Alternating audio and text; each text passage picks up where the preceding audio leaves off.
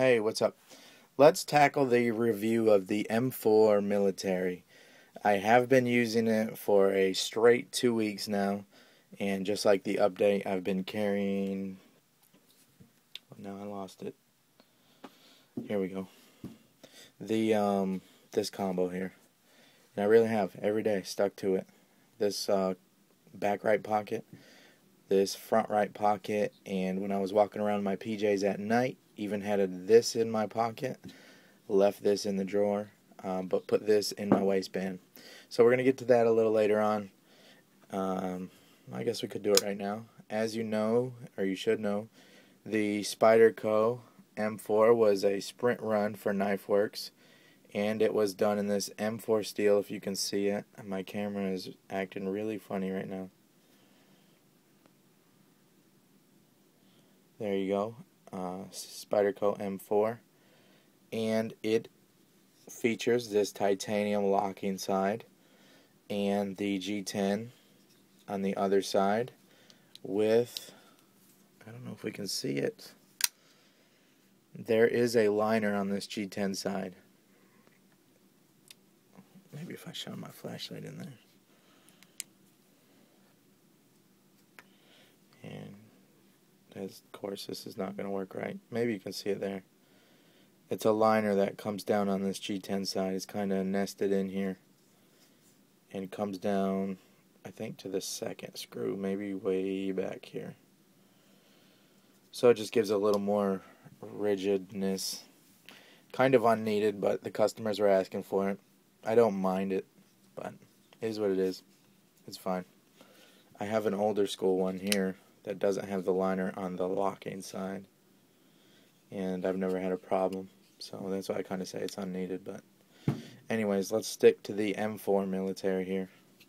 Got a few other flavors here, but so the M4 is a crucible steel, and it is very tough. I think Spyderco's doing it to like 61 to 63 hardness, or somewhere around there. I may be very wrong, but I think that's what they're doing it to.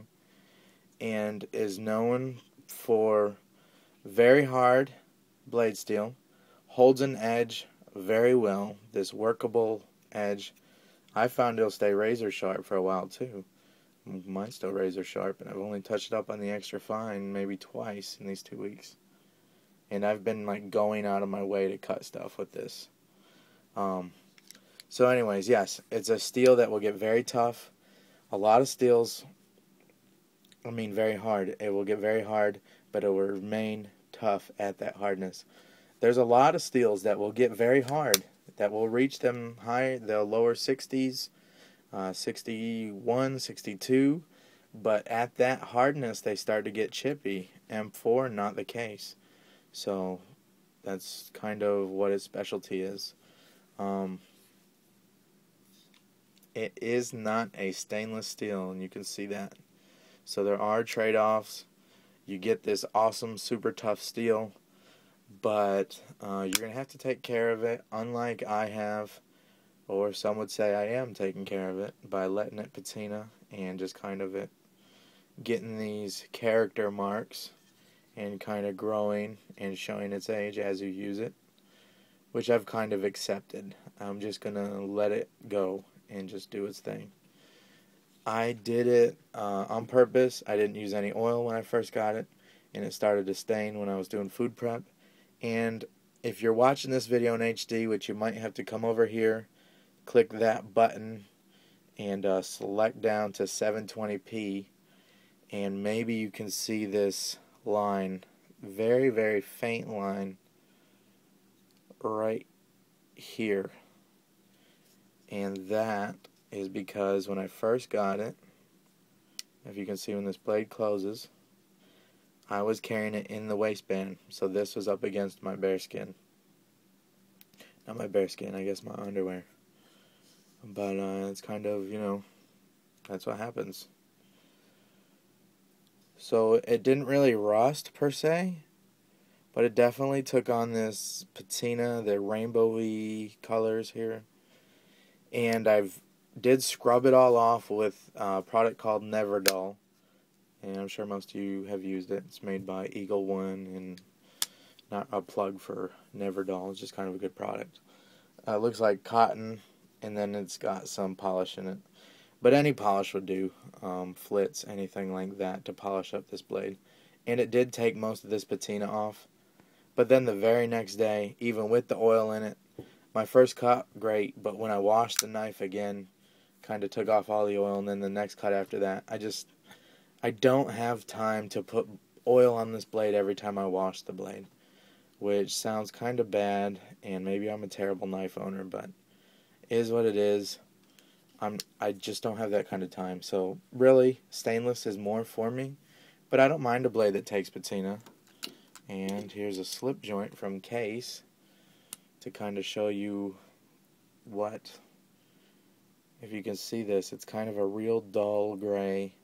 Almost looks like rust right here, but it's not. That is the patina. It's patina is kind of an oxidation that you encourage so that you don't get rust, a real oxidation. So overall, I'll get off the blade steel. There's pluses and minuses to M4. I don't mind it.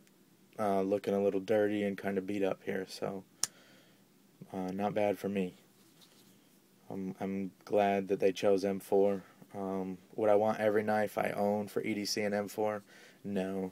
I'd probably rather have stainless, but very fun steel to play with, and I'm going to reprofile it very soon and see what we can do as far as sharpness and stuff like that. M4 will get very scary sharp.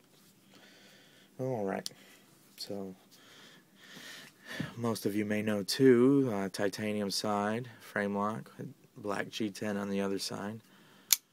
But the catch here, it has this lock bar stop. Not lock bar stop. I guess it is. It's kind of a tab in here that I'm not going to be able to show you until we take this knife apart. But what this is a steel plate that Spyderco put in here so that the steel plate is actually hitting your tang and not this titanium. The whole reason, M4, very hard blade, S30V, because this is something they're going to be implementing in all of their titanium militaries. Even S30V, considerably harder than the titanium. So you do too many of these numbers right here, because it's such a big blade, because the hole's so big, because you might be opening this with gloves on, you might get a little carried away opening this guy. And too many slams open like that. If this was regular titanium, this liner is going to walk over here probably within a year or two. But this new thing here, steel's going to last a lot better on this tang. And if it does wear out, all you need is a steel plate. So I'm sure Spyderco's not going to want you doing that on your own. But when you send this into them, they're just going to replace this steel plate. And you'll have a lockup that comes up to about right there again, or wherever, you know. But they're going to fix it without replacing your whole titanium, which would be very expensive on this knife. It's just so much titanium. But yeah, during use, it's awesome. It's a beast. My favorite military right now. I would pick it over the S90V, even though the S90V is a little lighter. And this liner lock is everything you'd ever need in a knife that is a slicer like this. The titanium frame lock, man, it's kind of my thing. I love titanium frame lock, so I'll take that little bit of extra weight. And when you squeeze this guy, there's a little bit of extra security that the lock has. A lot of faith in this locking system, plus it's just awesome. And you can see the cutout here. I don't know strength to strength if this is much stronger than the liner lock. I'm certain that it probably is by the time you're squeezing and stuff on it, but still kind of, you know, I bet they're rated about the same. So anyways, that's it, guys. I'm very happy with the M4 military, and I'm going to probably keep carrying it for a few more weeks and see what this M4 steel does for patina. So hey guys, thanks a lot for watching. Have a great night.